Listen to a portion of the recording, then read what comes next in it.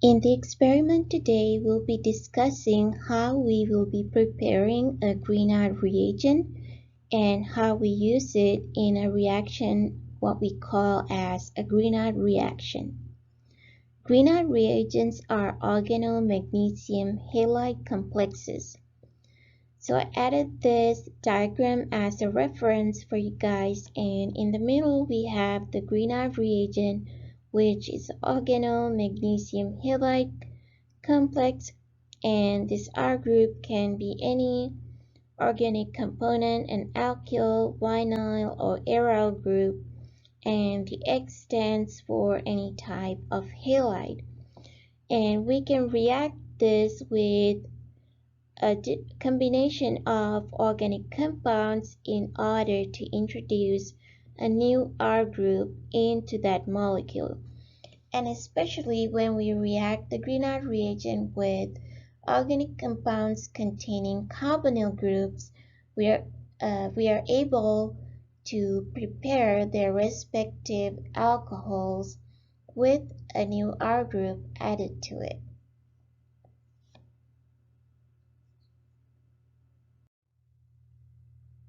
As I mentioned earlier, Grignard reagents are organomagnesium halides, and how we prepare the Grignard reagent is by reacting an organohalide with magnesium, providing heat and reacting them in an anhydrous organic solvent in order to prepare this organomagnesium halide.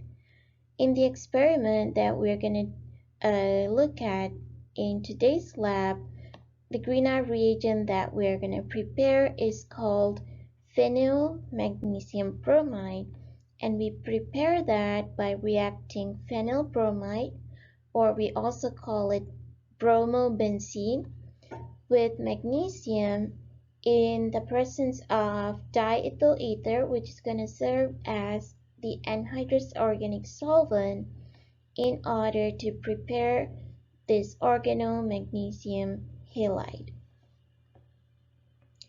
There is a reason that we need to perform this reaction in an anhydrous environment, which means that it's an environment with no moisture, no presence of water. And the reason is Grignard reagents behave as a strong base. And the reason is because this R group is combined to the positively charged magnesium ion, there is a small negative charge towards the R group, which allows it to behave like a strong base in the presence of another molecule that can be protonated. So water can act as an acid and react with the Grignard reagent, which will act as a base, and the R group will receive a proton from the water, and the OH group will combine with the magnesium and the halide. So this causes a decomposing of the Grignard reagent.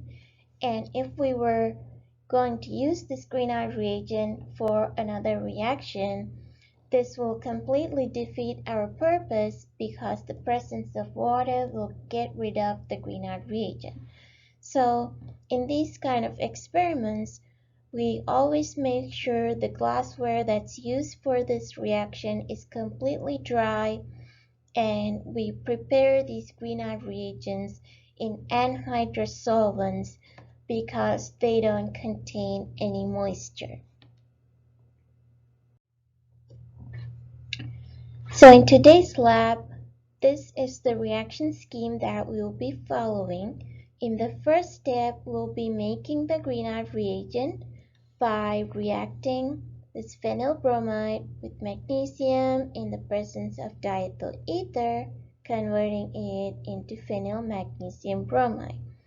Then in the second step, this Grignard reagent will be reacted with methyl benzoate, still in the presence of diethyl ether, in order to make our product, which will be triphenyl methanol, and that is obtained upon protonation of this oxygen with the addition of HCl.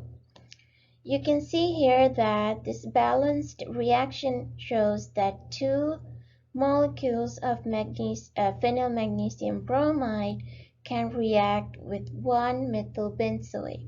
So two of these phenyl magnesium bromides can add into the methyl benzoate in order to produce our final product, triphenyl methanol.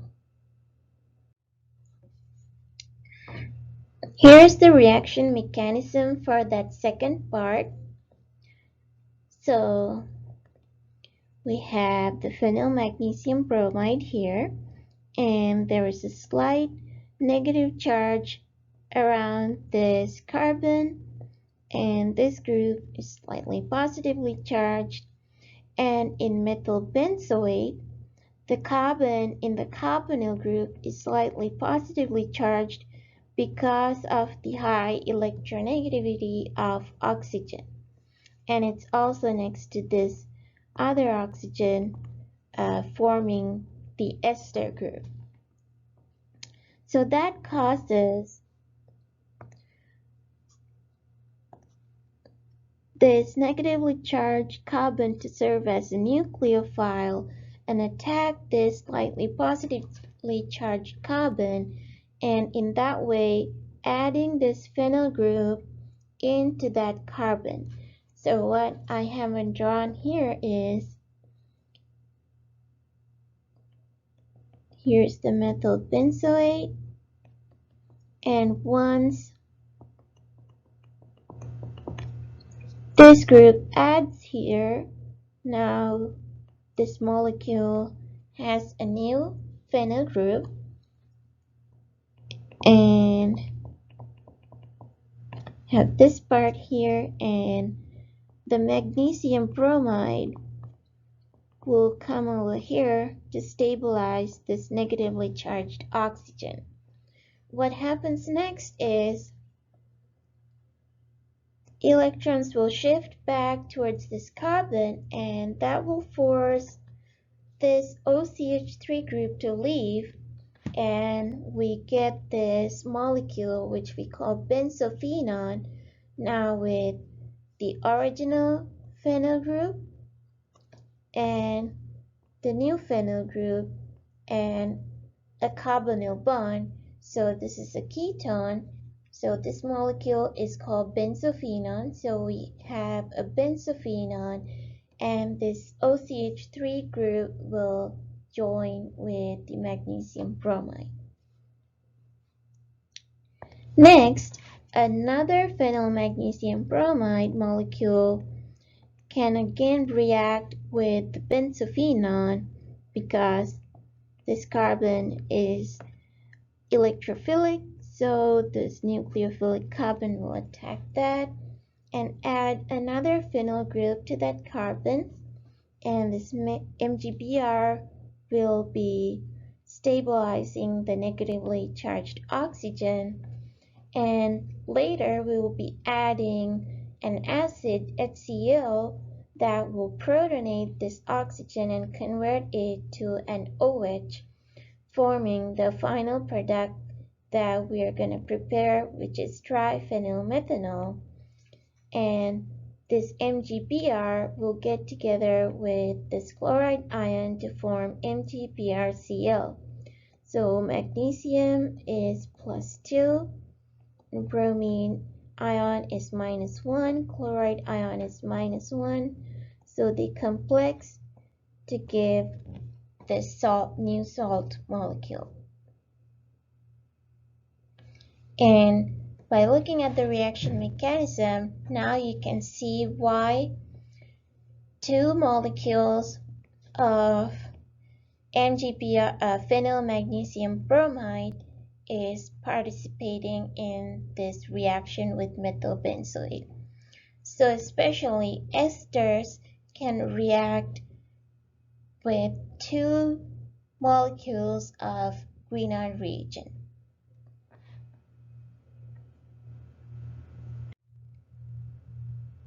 In the next couple of slides, I'll be explaining the steps we do in this reaction. So first of all, we have the reaction setup here. We have a round bottom flask that contains the magnesium, the diethyl ether, and a crystal of iodine.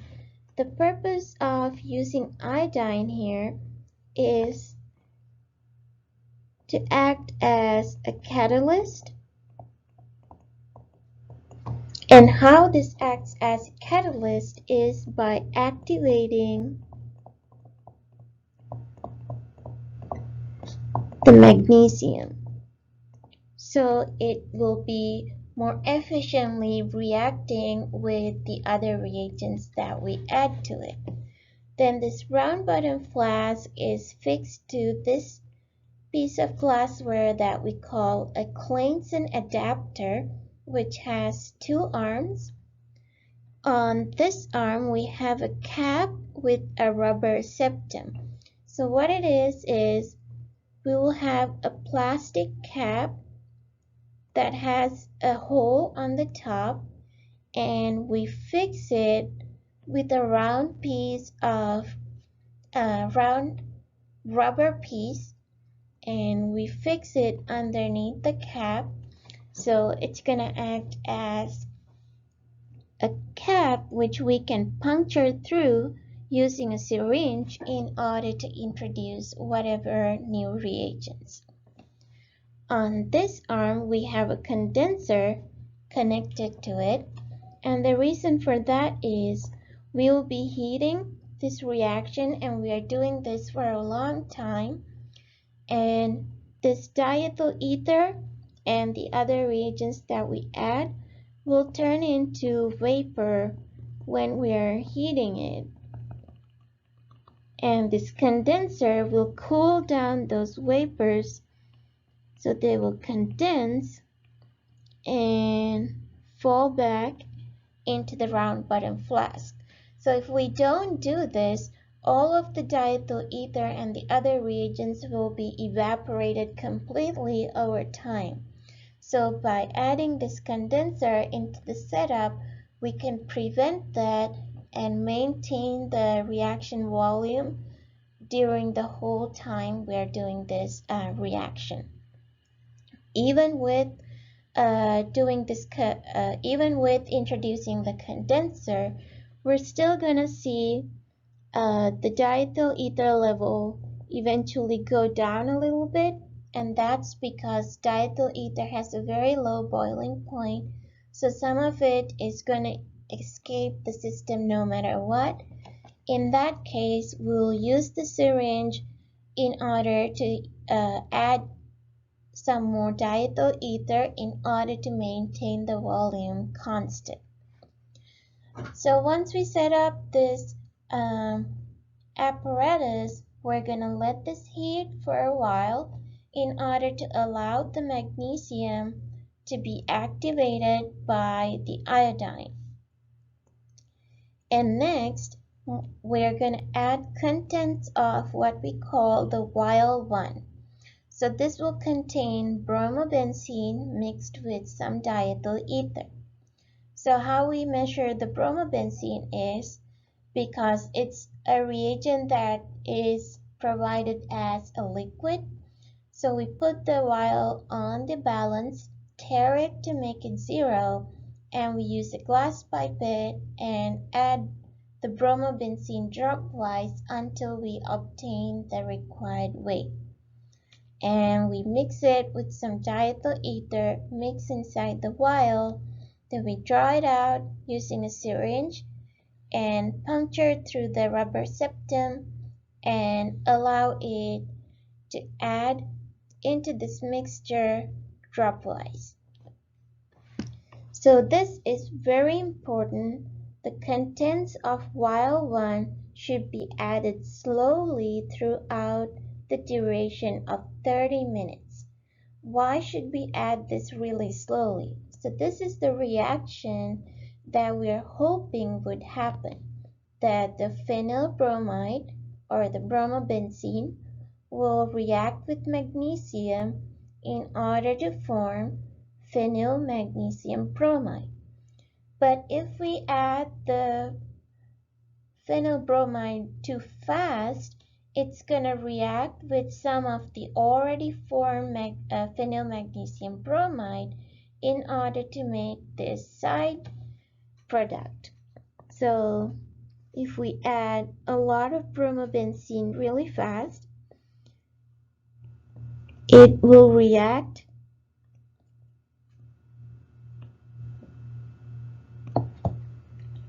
with the already formed Grignard reagent, and these two phenyl groups will join together to form this side product called biphenyl, and this bromide will join with this magnesium bromide to give magnesium dibromide, or I should say just magnesium bromide. So this is why it's very important to add the contents of vial 1 very slowly, because otherwise we're just getting rid of whatever Grignard reagent that we formed, and that is not the purpose of this experiment. We want to prepare as much Grignard reagent as possible in order to react with methyl benzoate in the second step. So if all of the magnesium bromide gets consumed here, then we won't have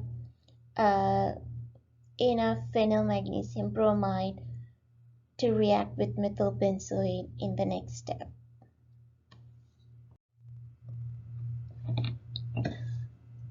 Once bromobenzene reacts with magnesium, the magnesium pieces are going to get utilized and they will slowly vanish from the reaction mixture.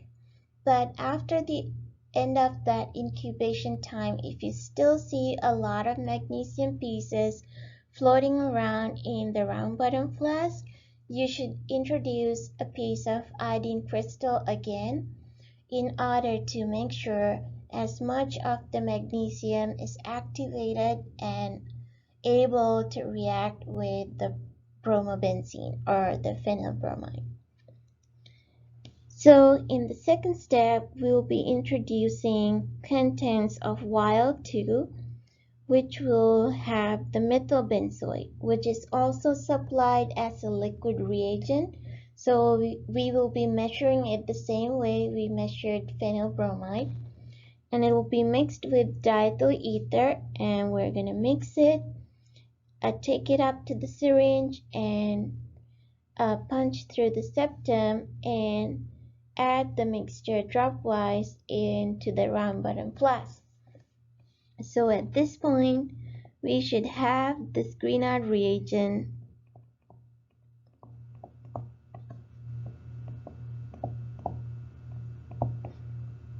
inside this round bottom flask, so the methyl benzoate that we add should react with it, and this reaction will happen and we will be getting this molecule called triphenyl methoxide.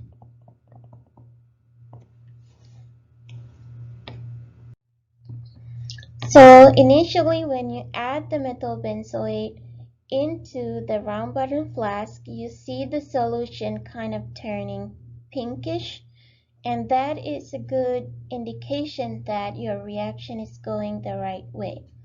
And after about a 30-minute reaction, you start to see some precipitations accumulating in the round bottom flask. This is because what we have in the round bottom flask is diethyl ether, which is a non-polar solvent.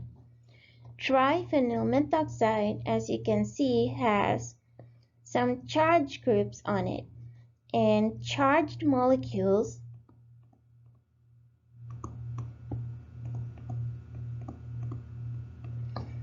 are very polar, right? So even though this molecule has these 3 bulky phenyl groups, these ionic charges are strong enough to make the whole molecule act as a polar molecule.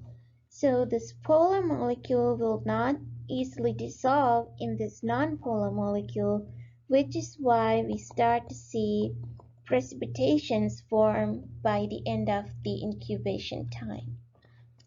Once the incubation is done, we allow this mixture to cool down to room temperature, and then we're going to add HCl. And the HCl will protonate this oxygen and convert it into triphenyl methanol. Now there are no charges here, even though OH is a polar bond, it's still neutral, and now this complex doesn't have that ionic charges like before to make it polar, so now this molecule acts as mostly nonpolar. So it's able to dissolve in diethyl ether. So when we add HCl, since it's an aqueous solution, we will be introducing an aqueous layer in the round bottom flask, and the diethyl ether will be the organic layer, which will be in the top, and this triphenyl methanol will be dissolved in that organic layer, and it should have a slight green color to that layer. It won't look as dramatic as I'm showing in this slide when you look at the actual video of it, but if you were looking at it in person, then you would actually see the top layer will have a nice greenish tinge to it. So there's two purposes of adding HCl in this lab. So one, which I already discussed, is to protonate triphenyl methoxide into triphenyl methanol.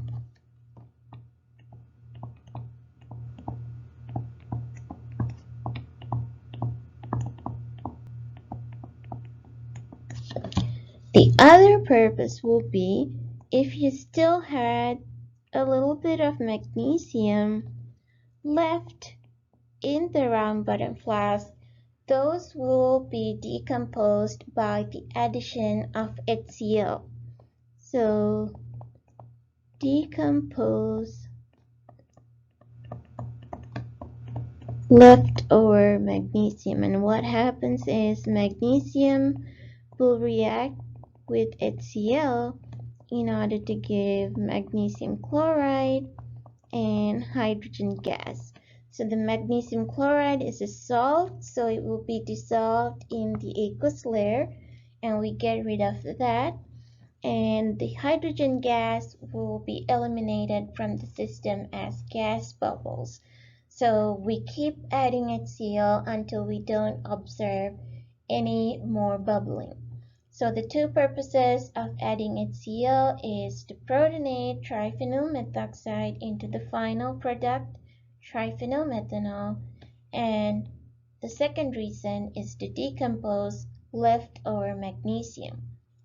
There is one other lab that we will be using. We used HCl, and that was the ketone reduction experiment, and in that we used HCl to decompose leftover reducing agent, that is, decompose leftover sodium borohydride.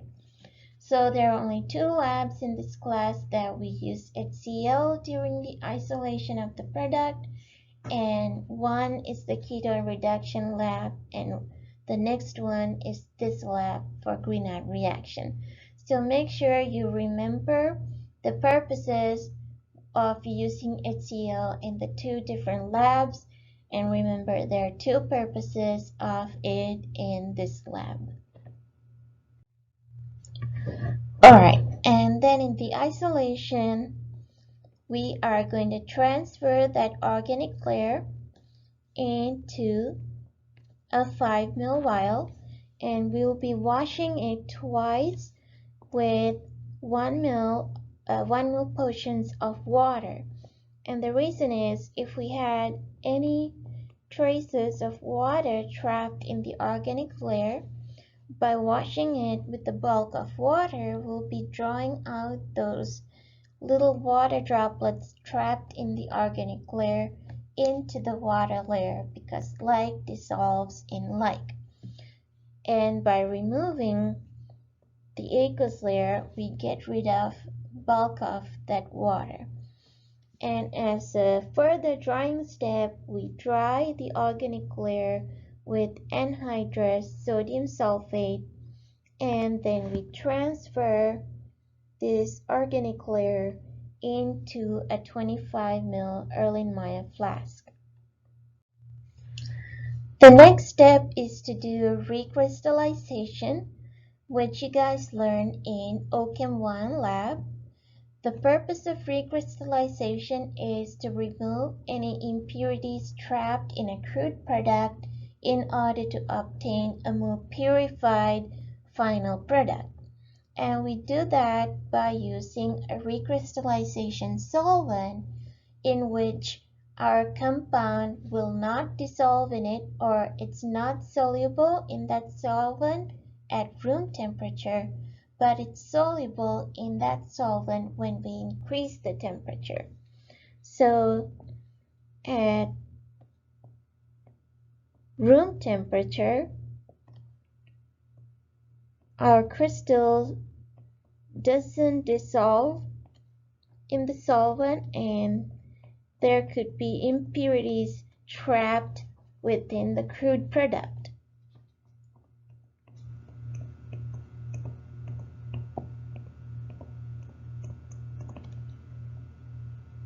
Then we heat it, and now our compound dissolves in the hot recrystallization solvent. So our compound dissolves, and also the impurities are now released. Next, we allow the solution to slowly cool down back to room temperature. And since our compound is not soluble in the solution at room temperature, it's going to crystallize again by selective crystallization and form pure crystals, while the impurities still remain dissolved in the solution. So that's the whole process of recrystallization.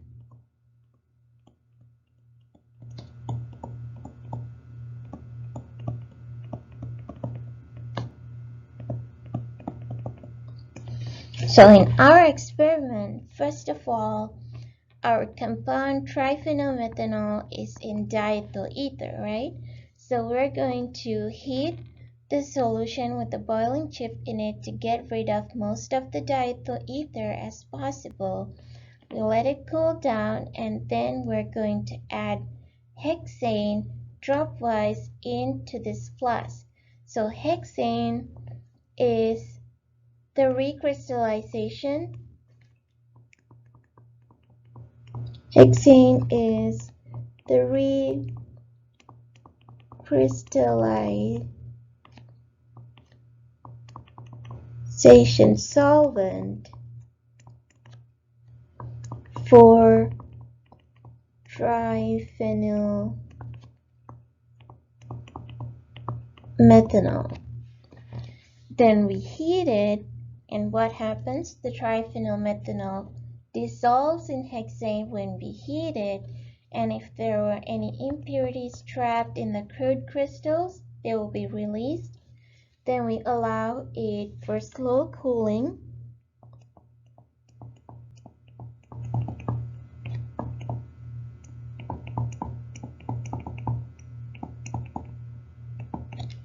And the pure crystals will form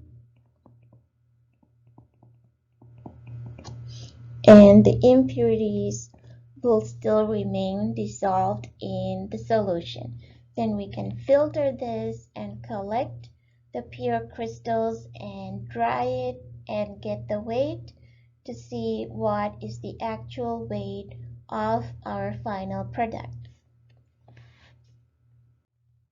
In the next couple of slides, I'm going to explain how we are calculating the theoretical yields. I'm going to discuss two examples. In the first example, let's assume that we weighed 2.5 millimoles of the phenyl bromide, 2.1 millimole of magnesium, and let's say we measured 1.0 millimole of the methyl benzoate. So this is our first reaction, preparing the Grignard reagent.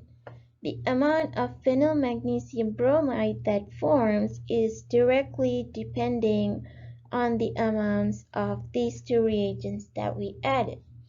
And you can see they react at a 1-to-1 molar ratio, and their ratio with the product is also 1-to-1.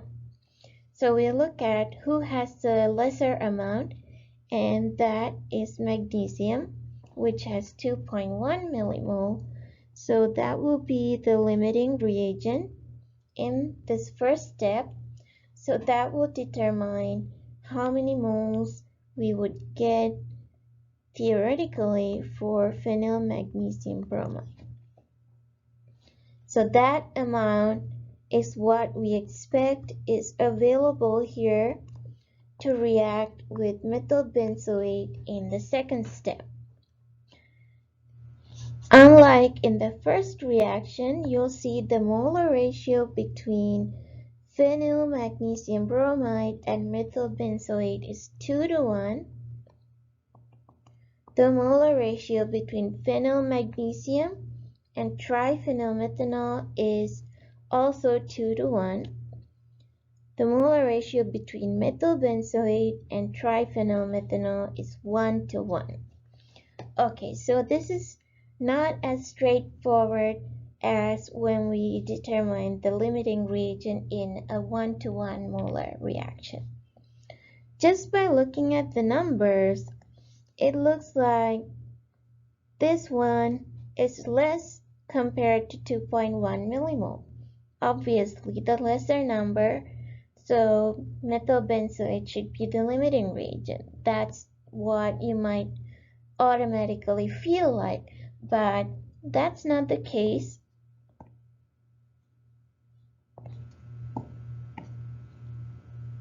Sorry.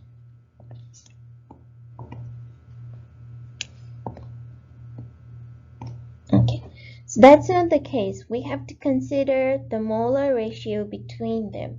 What this means, if we had 2 moles of this phenyl magnesium bromide, for it to completely react, we need half of that amount of methyl benzoate available, which means we need 1 mole of methyl benzoate available for this 2 moles of phenyl magnesium bromide to completely react, right? So let's divide the amount of phenyl magnesium bromide by 2. The answer is 1.05 millimoles.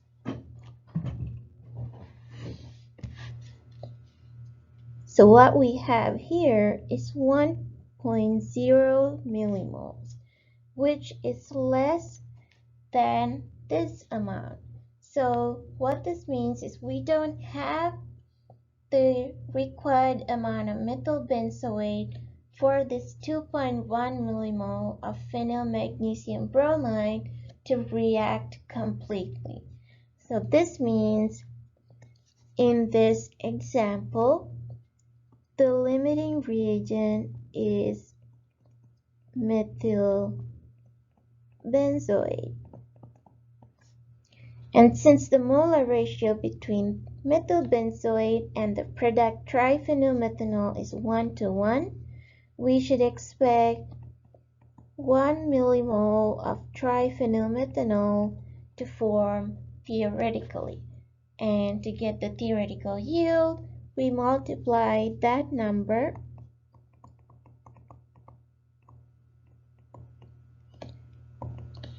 by the molecular weight of triphenyl methanol.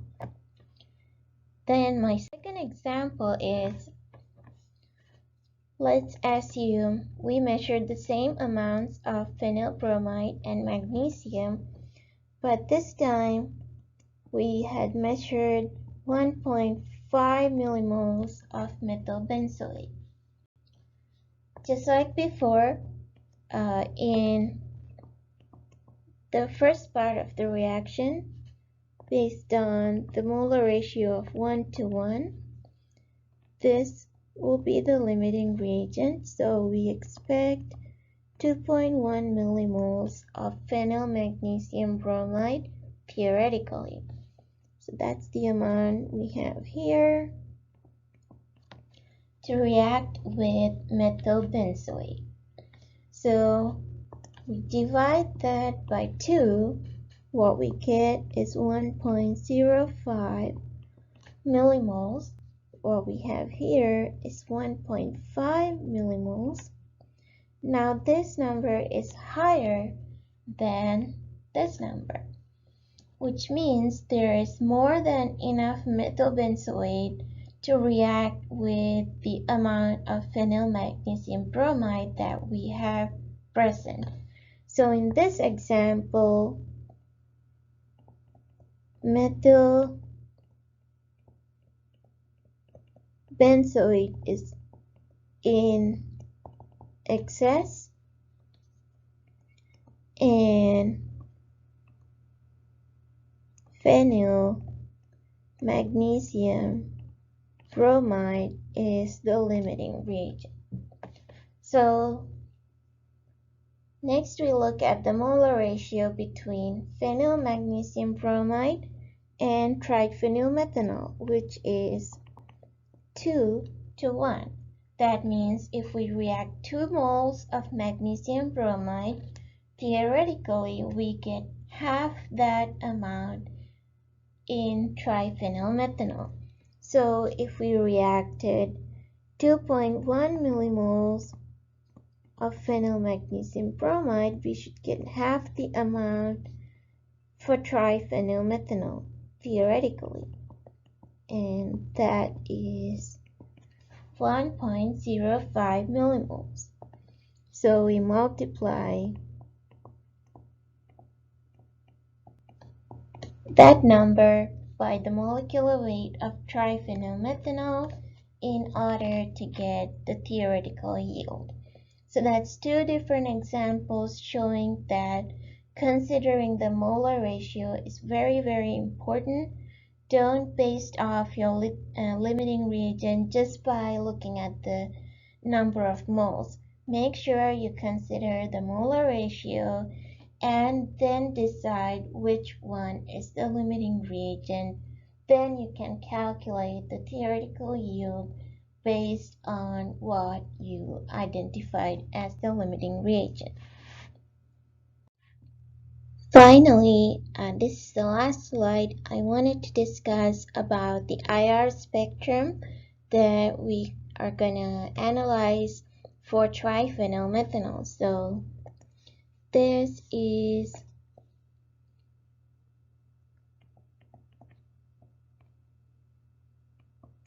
the structure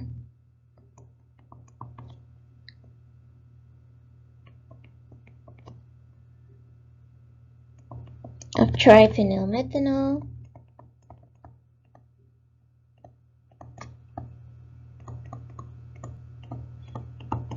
When we analyze the IR spectrum, we want to see a peak for the OH stretch, peaks indicating that there is presence of aromatic rings. So over here we can see some peaks around the 1400 region representing aromatic rings, and over here some strong peaks indicating the CsP2H out of plane bend, and possibly the peak for carbon oxygen stretch.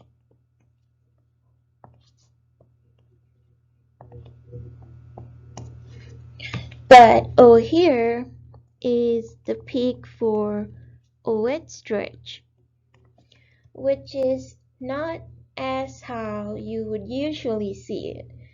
Usually we see a very broad peak for the OH, right?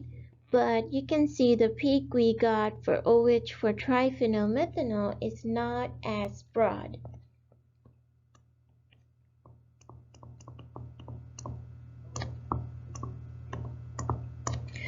And the reason is because triphenyl methanol is a very bulky molecule.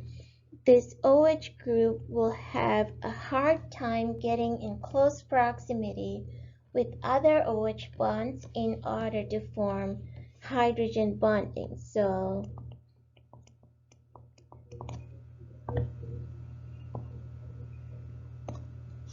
we had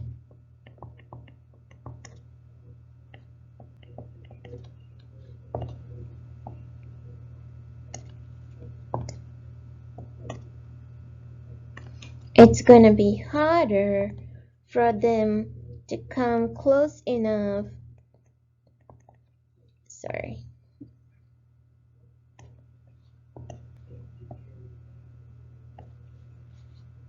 to come close enough to form hydrogen bonding between neighboring oxygens and hydrogens because of these bulky groups. So there's less hydrogen bonding occurring in this mixture of triphenyl methanol. Therefore, you see a not so broad peak for the OH. So I wanted to discuss that. So when you look at the IR spectrum, and if you were wondering, why doesn't this OH peak look like any of the other OH peaks we saw in the other IR spectrums, this is the reason, because it has less hydrogen bonding. And we discussed that these intermolecular interactions like hydrogen bonding is what causes IR peaks to become broad.